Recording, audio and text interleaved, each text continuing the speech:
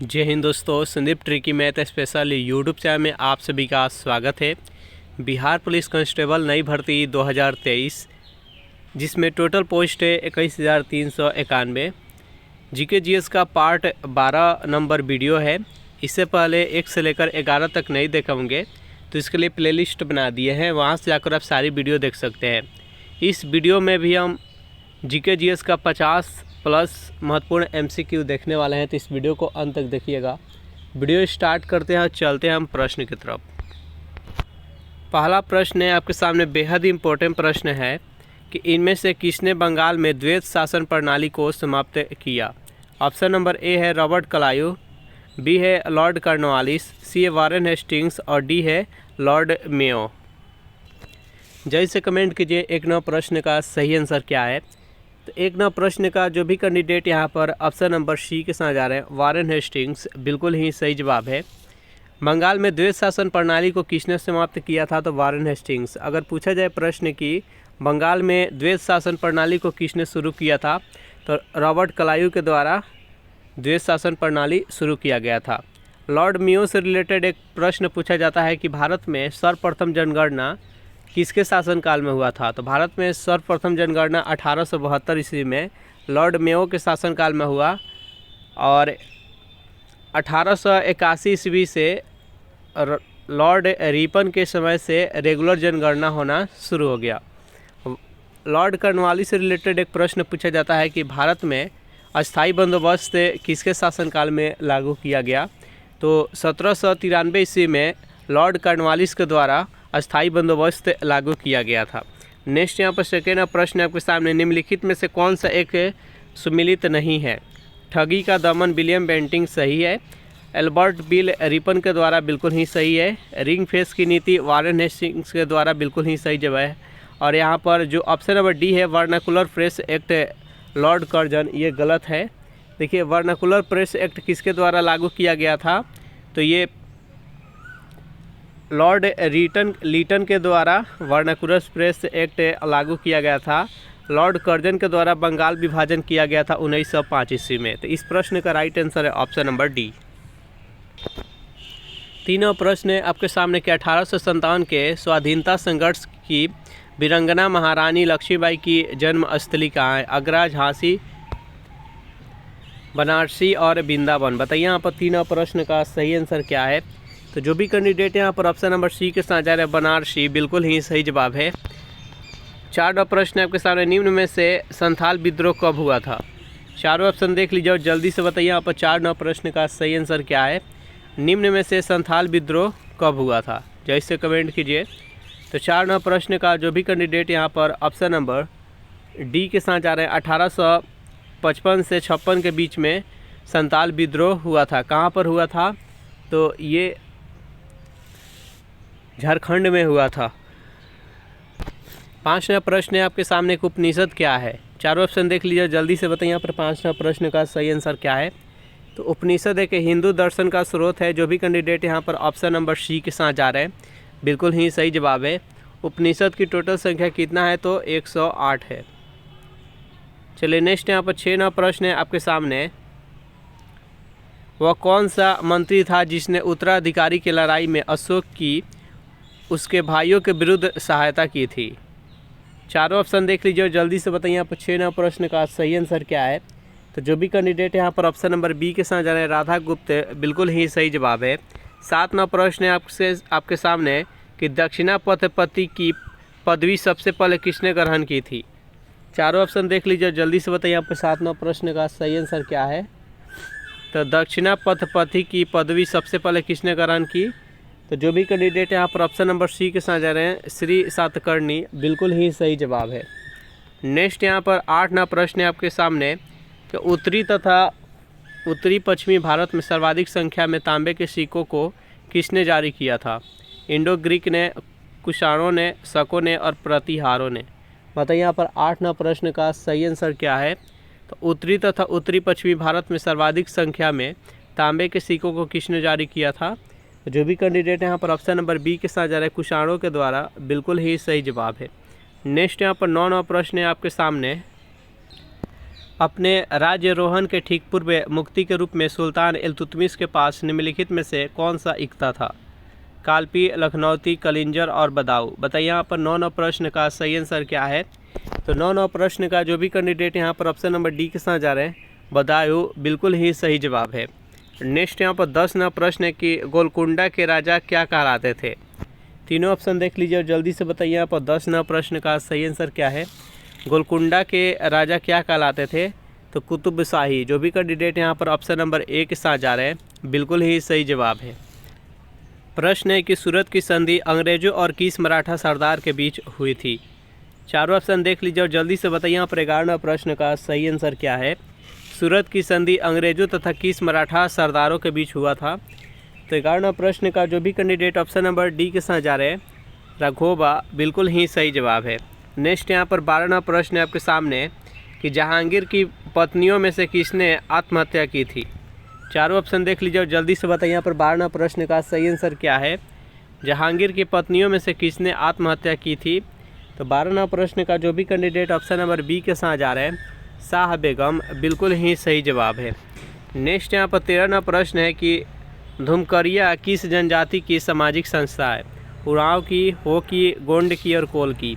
बताइए यहाँ पर 13 प्रश्न का सही आंसर क्या है?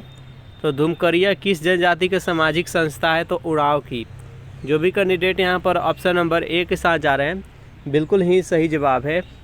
नेक्स्ट यहाँ पर 14 प्रश्न है आपके सामने कि टेरारोसा का प्रारूपी के विकास उस भूभाग में होता है जिसमें चूना पत्थर होता है, साइनाइट होता है, ग्रेनाइट होता है, बलुआ पत्थर होता है।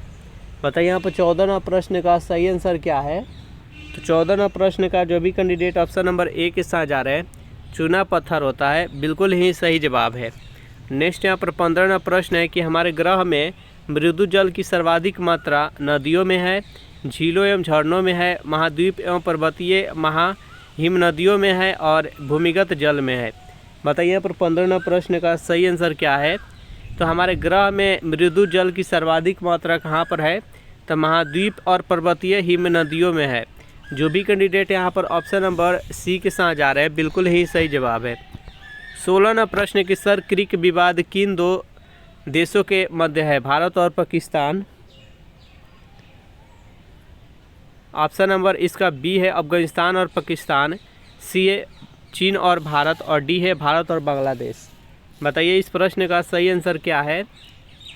तो सर क्रिक विवाद किन 2 देशों के मध्य है? तो भारत और पाकिस्तान के बीच।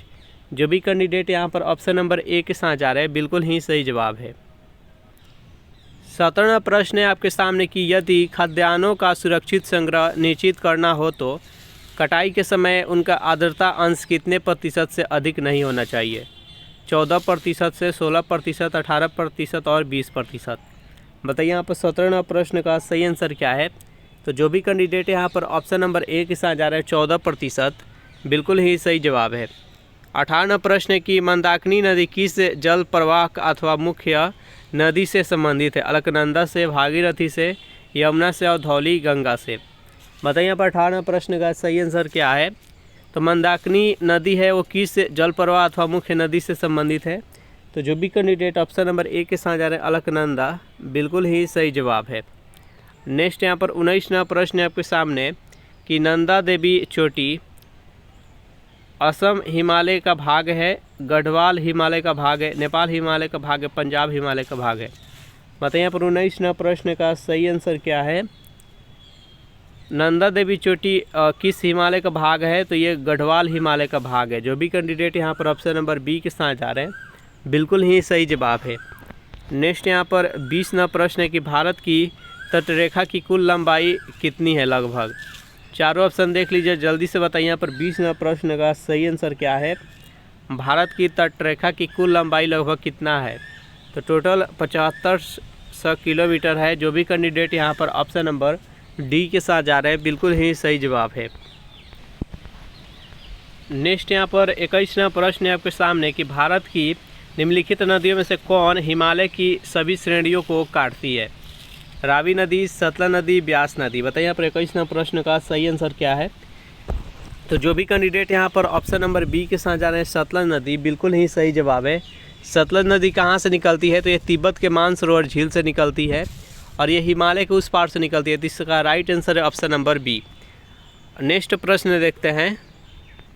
प्रश्न है आपके सामने, निम्न में से भारत के किन क्षेत्रों में औसत 200 मिलीमीटर वर्षा होता है? केरल, तमिलनाडु, कर्नाटक, जम्मू और कश्मीर, पश्चिम बंगाल, उड़ीसा और बिहार, असम, मणिपुर और त्रिपुरा। बताइए यहाँ पर 22वां प्रश्न का सही आंसर क्या है? निम्न में से भारत के किन क्षेत्रों में औसत वर्षा जो होता है वो 200 मिलीमीटर वर्षा होता है? 22वां प्रश्न का जो भी कैंडिडेट ऑप्शन नंबर बी के साथ जा रहा है, जम्मू और कश्मीर, बिल्कुल ही सही जवाब है। सेशन आप लोग को अच्छा लग रहा है तो वीडियो को लाइक कर दीजिए, अपने दोस्तों के पास शेयर कर दीजिए। इसमें जो क्वेश्चन का लेवल लिया गया है वो मॉडरेट टू हार्ड लिया गया है। सभी टाइप का क्वेश्चन हम देखेंगे, कभी क्वेश्चन आपको इजी लेकर आएंगे, कभी मॉडरेट टू हार्ड लेकर आएंगे। इस प्रकार सभी टाइप के क्वेश्चन कवर अप हो जाएगा। केवल एक टाइप का ही प्रश्न नहीं देखना है, क्योंकि एग्जाम में सब टाइप का प्रश्न पूछा जाता है।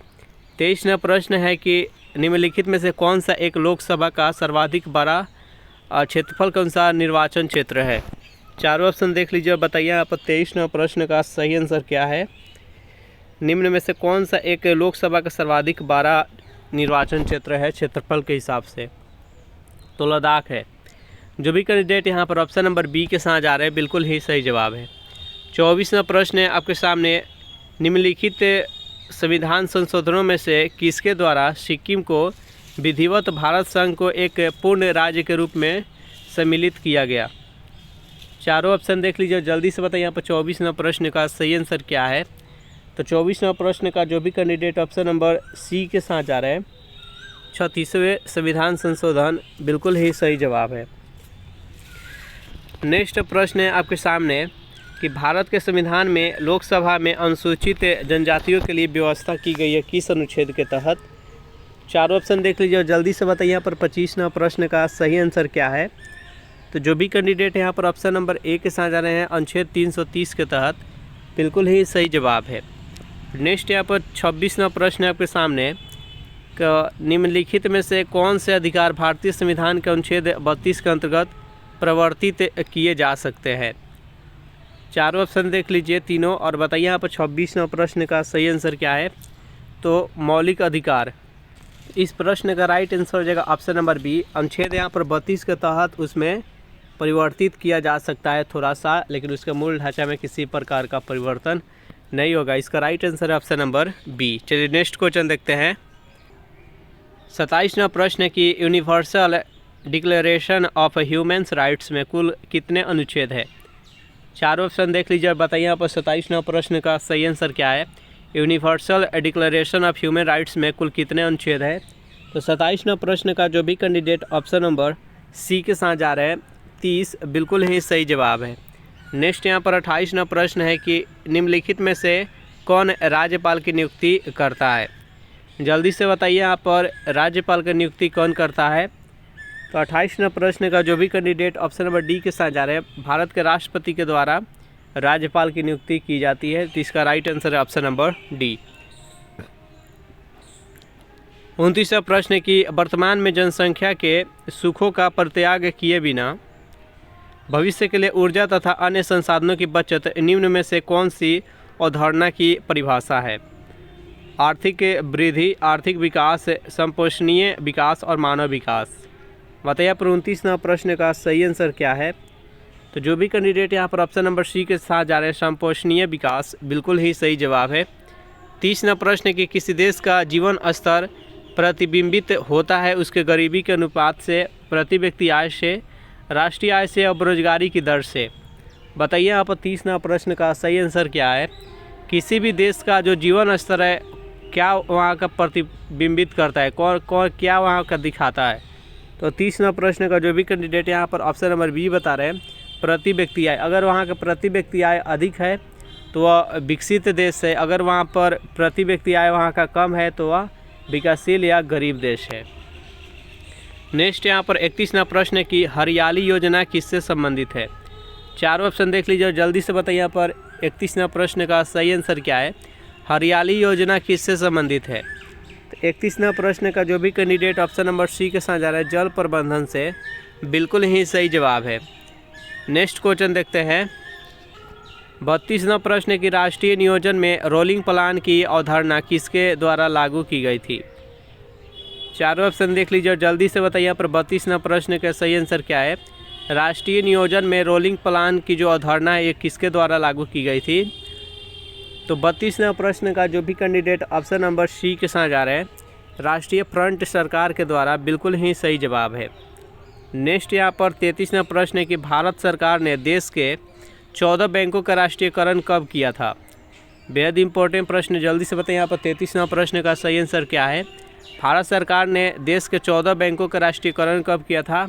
तो जुलाई 1969 ईस्वी में इंदिरा गांधी के समय में इस राष्ट्रीयकरण किया गया था 14 बैंकों का। नेक्स्ट यहाँ पर 34वां प्रश्न है कि प्रथम क्षेत्रीय ग्रामीण बैंक की स्थापना किस वर्ष की गई। चारों ऑप्शन देख लीजिए, जल्दी से बताइए 34वां प्रश्न का सही आंसर क्या है। तो 34वां प्रश्न का जो भी कैंडिडेट ऑप्शन नंबर डी के साथ जा रहे हैं, 1975 ईस्वी, बिल्कुल ही सही जवाब है। नेक्स्ट यहाँ पर 35वां प्रश्न है कि किसी मनुष्य द्वारा पृथ्वी पर लगाया गया दाब महत्तम होता है यदि मनुष्य लेटा हुआ हो, बैठा हुआ हो, एक पैर पर खड़ा हो और दोनों पैरों पर खड़ा हो। बताइए यहाँ पर किस स्थिति में मनुष्य द्वारा पृथ्वी पर सबसे अधिक दाब लगाया जाएगा। चारों स्थिति देख लीजिए, जल्दी से बताइए यहाँ पर 35वां प्रश्न का सही आंसर क्या है। तो जब मनुष्य एक पैर पर खड़ा हो तो उस टाइम सबसे अधिक पृथ्वी पर दाब लगाएगा। तो इसका राइट आंसर है ऑप्शन नंबर सी। नेक्स्ट यहाँ पर 36वां प्रश्न है कि आतिशबाजी में हरा रंग किसके क्लोराइड लवण के कारण दिखाई देता है। चारों ऑप्शन देख लीजिए और जल्दी से बताइए यहाँ पर 36वां प्रश्न का सही आंसर क्या है। जो आतिशबाजी होता है, पटाखा फोड़ा जाता है तो उसमें देखते होंगे आकाश में हरा हरा ग्रीन कलर दिखाई देता होगा, तो किसके कारण दिखाई देता है।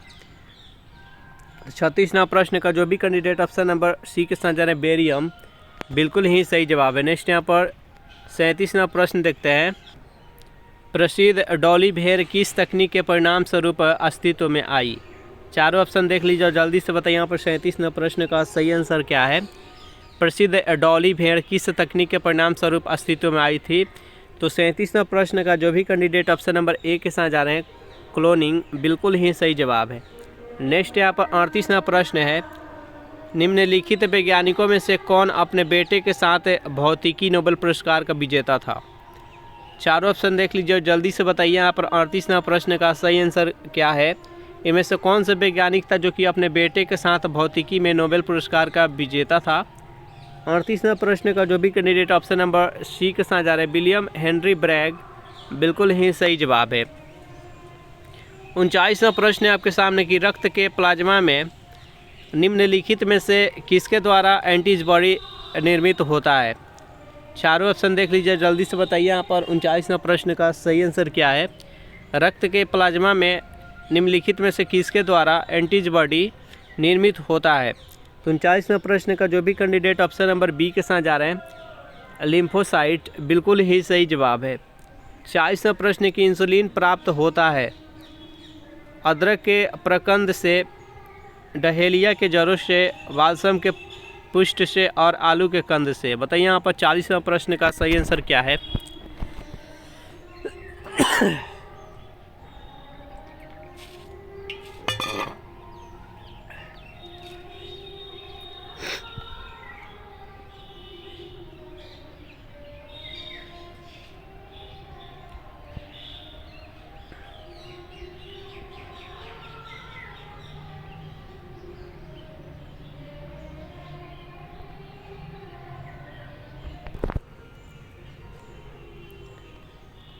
इकतालीसवां प्रश्न है आपके सामने, न्यूमेरिकल है, आसान क्वेश्चन है, गति के नियम से संबंधित प्रश्न है। एक ऊंची इमारत से एक गेंद 9.8 मीटर प्रति सेकंड प्रति वर्ग सेकंड के समान त्वरण के साथ गिराई जाती है, तो 3 सेकंड बाद उसका वेग क्या होगा। देखिए एक इमारत है, इमारत से एक गेंद को 9.8 क्या है, तो ये गुरुत्वीय त्वरण यानी जी के मान दिया गया यहाँ पर 9.8। इसके बाद यहाँ पर टाइम कितना दिया गया है, टी का वैल्यू कितना दिया गया है, तो 3 दिया गया है। और 9.8 मीटर प्रति वर्ग सेकंड के समान त्वरण से गिराई जाती है, 3 सेकंड बाद उसका वेग ज्ञात करना है। तो प्रारंभिक वेग कितना होगा? प्रारंभिक वेग को यू से डिनोट करते हैं। प्रारंभिक वेग 0 होगा, क्योंकि जब वस्तु को छोड़ा जाता होगा तो उस टाइम उसका स्थिति 0 वेग होगा, और जब अंत जो भी रहता है उसको अंतिम वेग कहते हैं। इसका मान हमको ज्ञात करना है। तो एक फार्मूला होता है v बराबर u प्लस जी टी। तो यहाँ पर u का मान 0 हो जाएगा और gt का मान 9.8 हो जाएगा, और गुने में यहाँ पर 3 हो जाएगा। इसको मल्टीप्लाई कर देंगे तो 29.4 मीटर प्रति सेकेंड हो जाएगा। तो इसका राइट आंसर हो जाएगा ऑप्शन नंबर सी। 42वां प्रश्न है कि आर्कियोपेरिक्स में कौन से सरीसृपीय लक्षण थे? चारों ऑप्शन देख लीजिए और बताइए इस प्रश्न का सही आंसर क्या है।